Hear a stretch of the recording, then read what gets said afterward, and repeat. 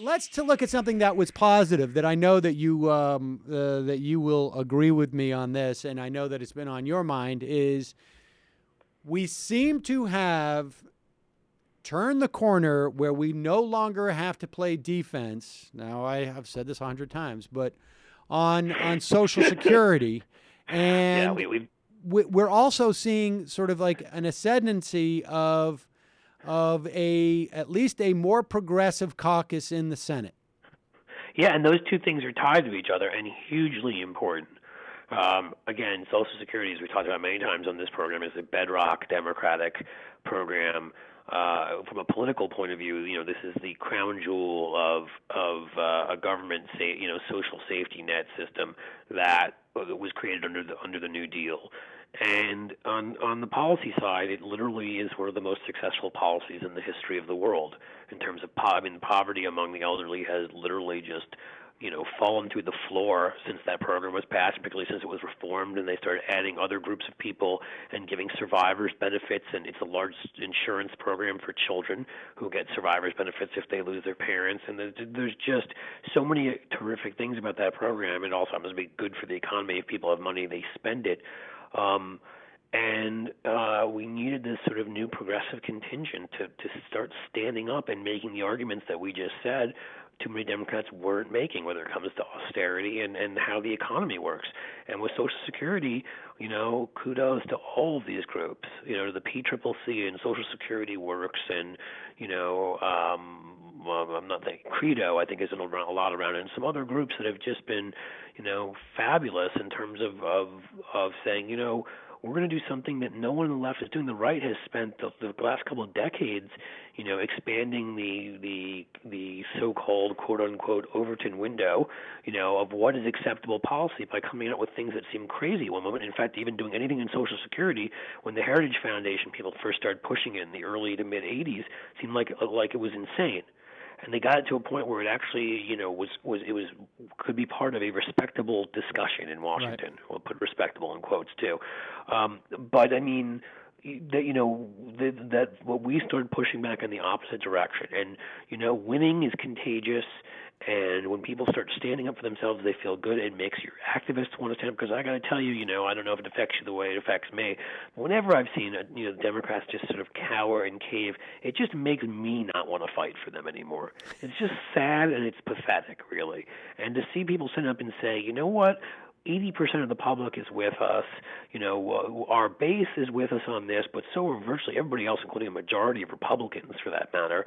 And this is ridiculous. This is a small group of billionaires and people paid off by billionaires who have a view, have made this a view of something that's so ridiculous mainstream. And getting Elizabeth Warren, I mean, just there's so many steps to that. Holding showing up and crashing, fix the debt events, and making them look as foolish as they should look, reminding them of all the guys on their board who are bankers, all the guys who have money, who right now are involved in investment banks that have all sorts of funds over, offshore, so they won't get taxed, but yet they're trying to cut Social Security. I mean, it was brilliant sort of, PR work on their part, brilliant work getting people aboard like Jeff Merkley and Sherrod Brown, and of course eventually Elizabeth Warren, who, really turned the corner in that debate if anybody did. And then really in the end, they got some of those groups like Fix the Debt to lash out and made them look even more stupid. It was needed because this rising progressive tide, it showed people what success can do, and it showed people that if you move that window back to where it should be, that the fallback position becomes nobody touch Social Security, which right. is what it should be.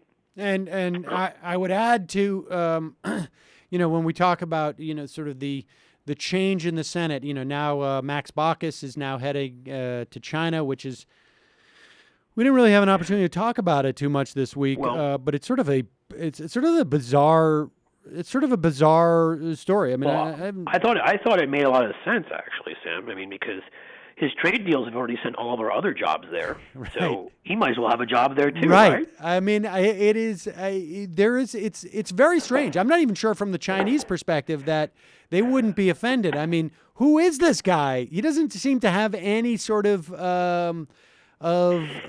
genuine bona fides when it comes to some type of portfolio. I mean, this is not a guy who who speaks Chinese, who has studied the Chinese, who's not a There may not even be any healthcare companies over there he can consult for while writing healthcare bills. Well, I mean, he's not right. I mean, he's not a particularly a prestigious guy. I mean, I wonder even from the Chinese perspective what it looks like. But aside from that, Baucus was gone anyways.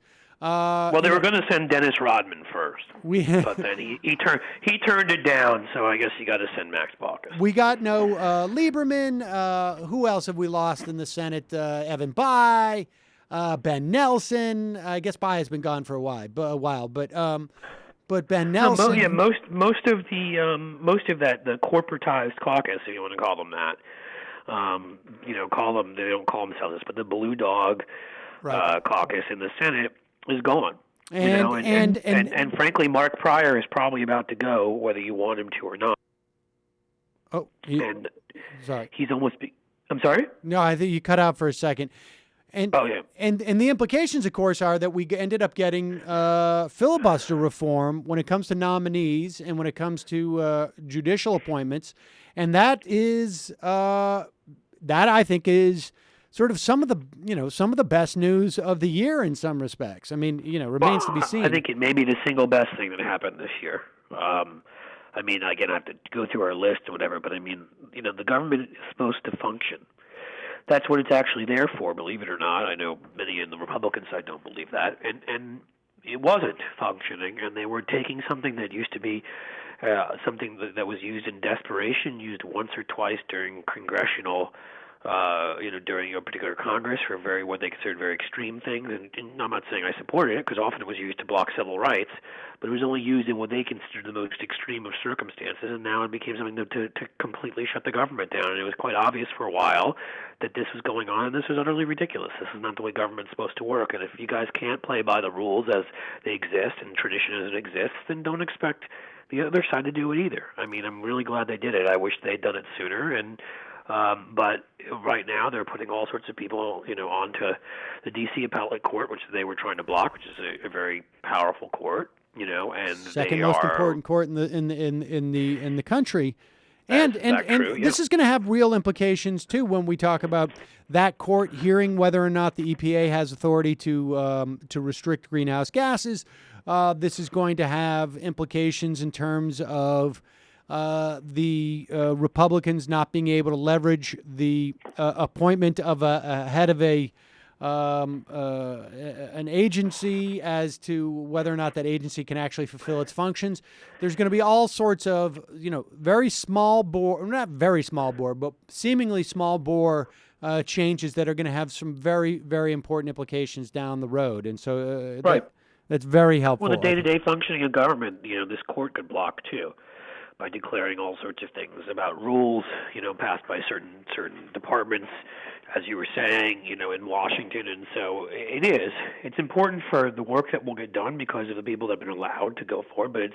But the filibuster is important because it was sort of a final standing up to, and not as much as I'd like to see. I want more of it, but at least in some form, to literally what has been this sort of a anti-democratic assault by one of the two parties that I think, you can pick any starting point you want, but certainly you'd have to include the impeachment of a sitting president over something that was a joke, or certainly wasn't related to what he was doing. And it has gone on from them abusing recalls, starting with Gray Davis, to, through abusing government and not, how they've locked Democrats out of rooms and shut down meetings and just, all sorts of things that just sort of used to be considered acceptable. And obviously they're purges of the voter rolls and the rest.